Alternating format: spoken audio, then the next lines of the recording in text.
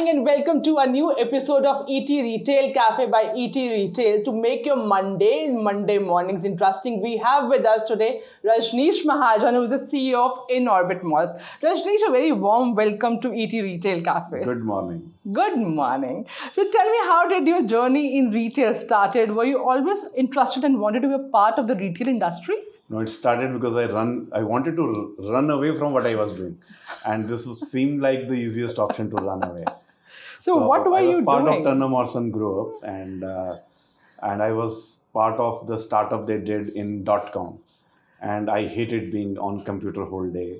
And at the same time, they started Barista Coffee Company, and I found it very exciting. You know, the coffee brewing and looking for locations on high streets and expanding the business. So I requested a transfer, and that's how it started in retail for me. It was less to do with what I wanted to do. It was more to do with what I did not want to do that time and wanted to run away from it. But that was a very exciting time because 90s when you joined Barista, at that point of time, cafe culture didn't exist here in India. It was just the change of millennium that time. 2000 is sometime beginning 2000 when the first Barista Coffee store opened in Basant Lok, Delhi.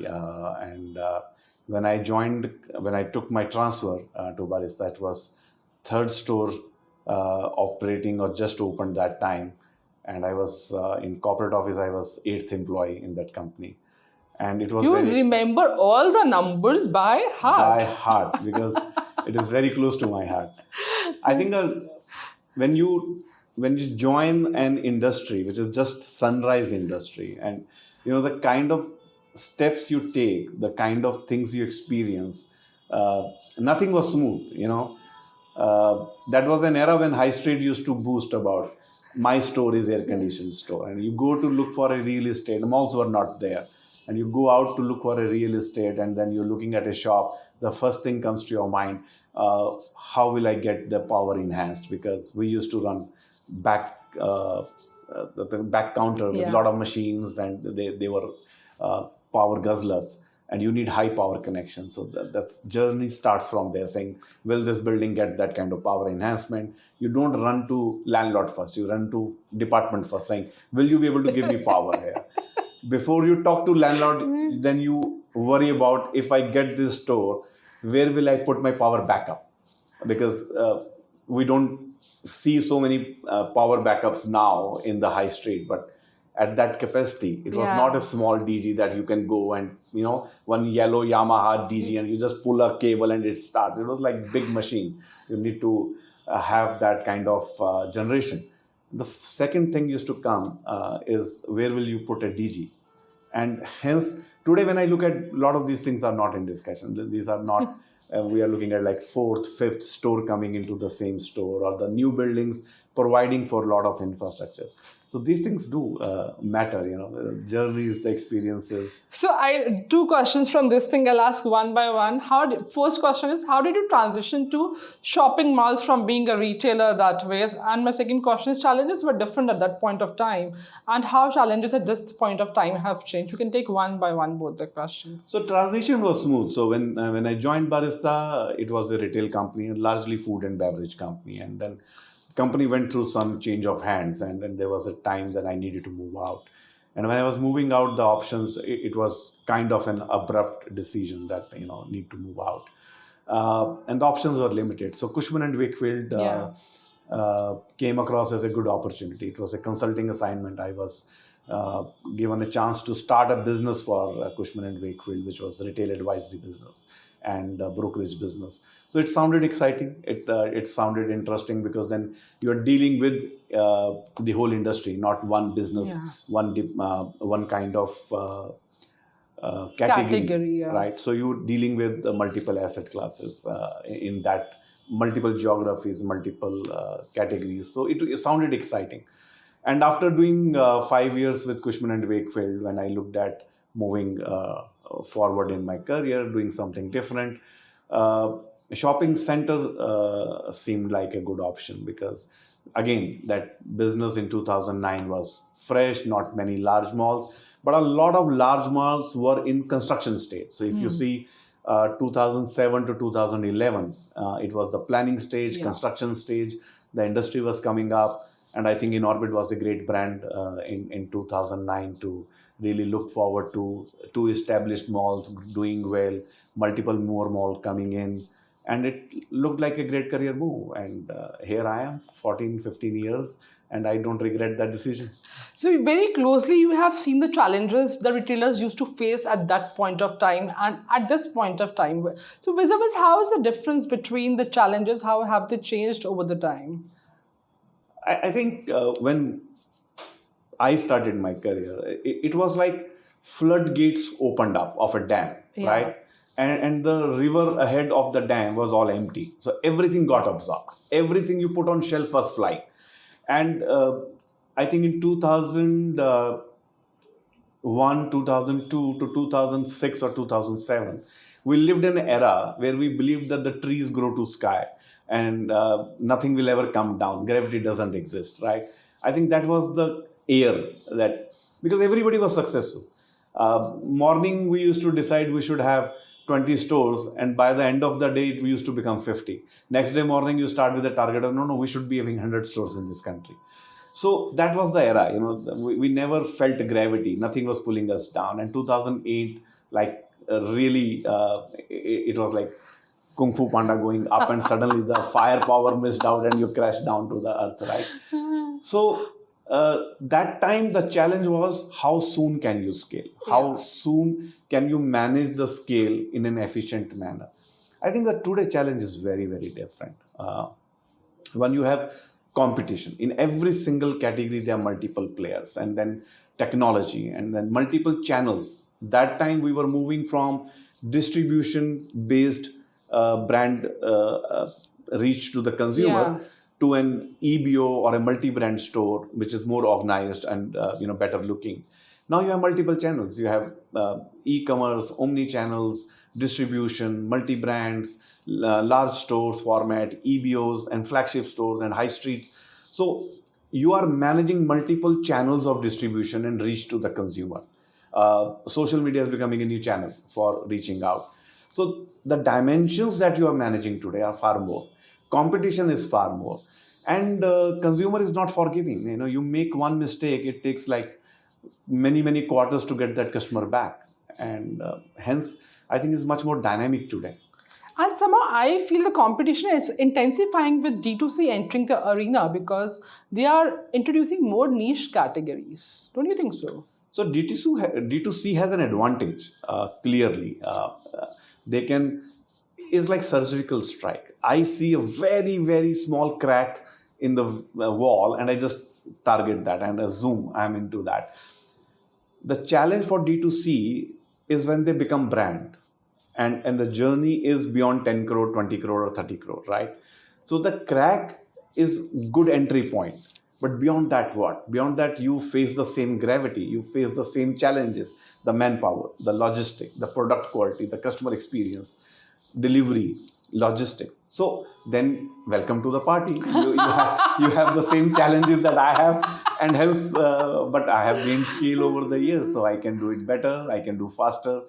And D2C is good entry point, but beyond that, you have to deliver. You are in the same party, you have the same parameters, you have the same restrictions. So when we talk about the retail, you have been part of the shopping center industry for a really long time. How have you seen the shopping centers evolving here in India? There are two ways they have changed, to my mind. One, the infrastructure size and quality has changed clearly from what used to be a small 1.5 lakh, 2 lakh square feet malls, and they used to be like loved, Ansal Plaza in Delhi, it was a rage, Center One Mall in New Bombay, Crossroads and today when you look at that some of the department stores are bigger than those malls, right? So the scale of infrastructure has changed. The quality of infrastructure has changed completely. One of the reasons is look at how airports in India has changed in the last 20 years. Look at how railway stations are changing, how our public transport infrastructure has changed. Look at how office complexes have changed. From a very small 2,000, 3,000 square feet office in Barakhamba Road to, 3 million, 4 million campus in Gurgaon to same here, Nariman Point, AC hanging on the window to BKC where you have a larger than. So customer in regular life is exposed to very high quality infrastructure, and hence an aspirational product like shopping center has to match it and go beyond that. Yeah. Because it has to maintain aspiration. Now what is aspiration? This is my normal life, this is my aspirational life. My normal life has gone like 20 basis point up, my aspirational product has to further go up. So infrastructure size and quality has changed completely. On the softer aspect, I think that the connect with consumer has changed. I believe today most of the urban consumer can live without shopping for 6 months. We are not shopping because we need a product. We are shopping because we experiencing a product, right? To buy a shirt is not my need, but I liked it and I want it is what making me transact. So it is far more emotional now than transactional. Hence the experience plays a far, far bigger role. So I see shopping centers moving from transactional ground to a more aspirational and a social ground. Uh, Coming to the space allocation industry, today more than 35-40% of the mall space is dedicated to on-ground consumption. Now what is on-ground consumption? Movies and on-ground consumption. I don't buy take home, I consume there. Yeah. So food and beverage is an on-ground consumption. FEC is what you're talking about. The on-ground consumption, Yeah. anything that I consume on your premises, the space allocation to that category has gone high from 8, 10, 12% to nearly 35-40%. Yeah. So on-ground consumption is very high. When people say I don't see much people with shopping bags, I say okay, 40% of my consumption is coming on ground. People are getting their hair done, they are getting massages, they are getting tattoos, they are eating food, drinking beer, going to a movie, having a roller coaster ride up, down. So it's all here. They don't need a shopping bag for that. So 40% of the space, if it is to a category which is on-ground consumption, the whole creation of infrastructure, the environment has changed. But don't you think so? Technology has played a greater role in changing the consumer behavior that ways? Because if the consumer is not buying at the malls, if they're coming for the experience, they are buying from somewhere, right? Online maybe? So I think both channels are growing. If you look at it, it's not that one is eating into others. What has impacted in India with online and e-commerce is largely the smaller gray market, non-branded players. The whole transformation from a non-unbranded, non-gray market or small-scale market to a branded market. Yeah. That e-commerce has acted as a catalyst to do that. And the speed of that transformation has gone up. Even today, the organized retail as a part of total retail pie is very small. So we have huge headroom for both to grow. Hence, I don't see that impacting behavior so much. Infrastructure size that I talked about earlier has become nearly double. 5 lakh square feet mall used to be a very large mall earlier. Now 1 million, and we are finding it difficult to accommodate all the brands and categories in 1 million square feet. I think India can easily, in some key locations, can absorb 2 million square feet mall so easily. So hence, so much more is available. That is making a difference than technology so much. So e-commerce is not making so much difference. The technology is making a difference in the buying behavior because the trends get transformed into cities and smaller towns and rural areas much faster because of technology. Yeah. The trend that you see in US today or Europe today is also getting experienced in India at the same time, and is not only restricted to certain part of Mumbai or Delhi, is across rural India as well. So technology has made the awareness to a different level. So today consumer is far more aware. They want the best. It's not that you can try to sell something in Mumbai, doesn't sell, you take it to Pune, doesn't sell, you take it to Sholapur. All three markets demand the same latest product at the same time. You can't have the lag. A lot of pressure on retail industry in that sense. So what we have seen that there was a time when whatever the seller used to sell or the brand used to sell, the consumer used to buy at a point of time. Then customer became the king. What is a third wave we are going to see ahead because of technology, according to you? Very difficult to predict, as in, if you see, the consumer is now wanting, in today's time, is now. I want my product now. It's not that I am willing to wait. I'm so spoiled, that ambulance takes longer in certain cities than the Coke reaches you faster. So these expectations are changing, and hence I think the next revolution may come in logistics, or how we stack our products and how we distribute our products. How do we manage our multiple channels to make sure that each customer transacting on each channel is delivered the experience that customer is looking forward to. That would be a big challenge. And technology will play a big role in this thing. So technology in any business on the back end side is going to rule. You have a better tech, you will be able to crack some of these challenges much faster. And how fast you are able to observe the trend, the demand, and how fast you can address that is all going to be based out of technology. If your back-end technology is not strong, you will be lagging somewhere. And what if technology keeps on growing at this pace and takes your job someday?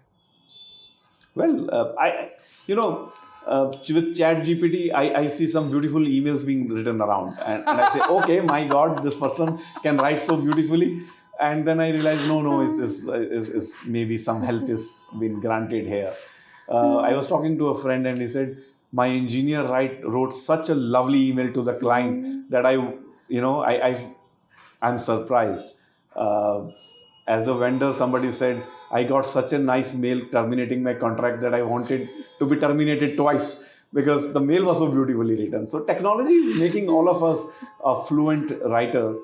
But there's a TED talk that I heard, and it really touched me beautifully. It says, when technology will do the mundane job, humans will do what is beautiful, right? So I really look forward where I am not doing mundane job and I will do something very beautiful. And that beautiful thing will come out of creativity. It will come out of sense of humor. It will come out from the observation of the world around me. So I think it will be a beautiful time. It will be a great time if I don't have to make my notes, send emails, follow with people. If technology can do that for me, great times. I will do something which is more beautiful, which is more human, which is more engaging. Oh, that's nice. So, Rajneesh, coming back to your experience and everything, I want to know the 3 learnings that you have derived during your course of career, and how are you applying those learnings at the present organization you're working along with? 3, I think we are changing every day. If you ask me, there is a learning every day, and that changes me as an individual. It changes me and my interaction with the people every day. The 3 things that comes to my mind.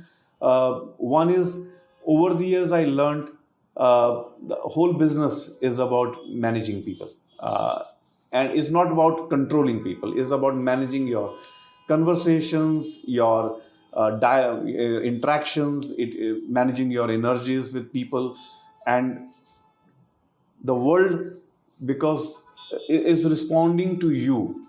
So if I am able to manage my conversation with people, and if I am able to manage my energy with people, the world behaves back to me in the same manner. So I control the response, what I get, and that made me far more conscious about what I am saying to the others and how I am managing people.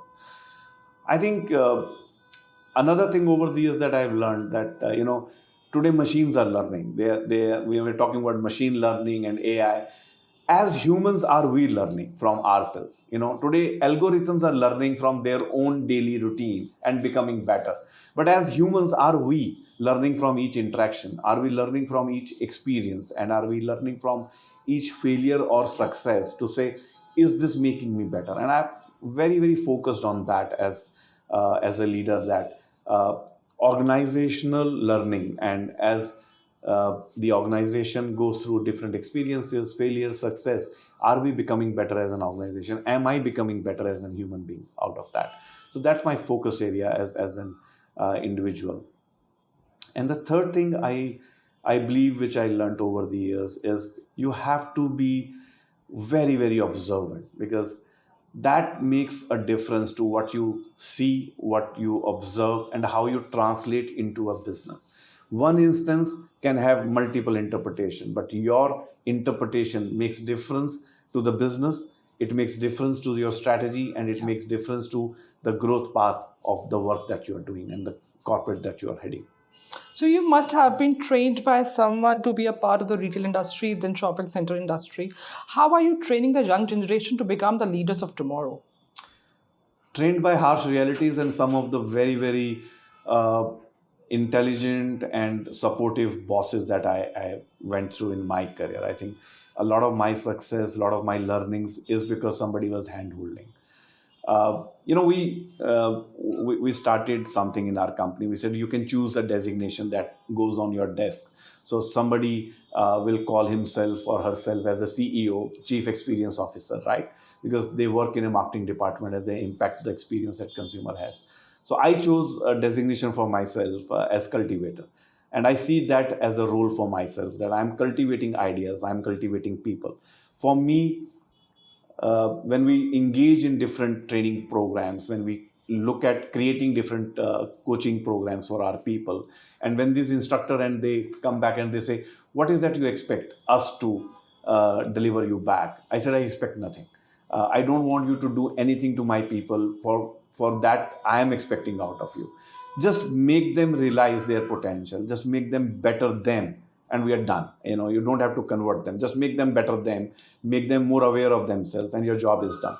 And that's what I think we are investing a lot into people. Different programs, different coaching programs that we get for our leadership team, different institutes that we send them for short period.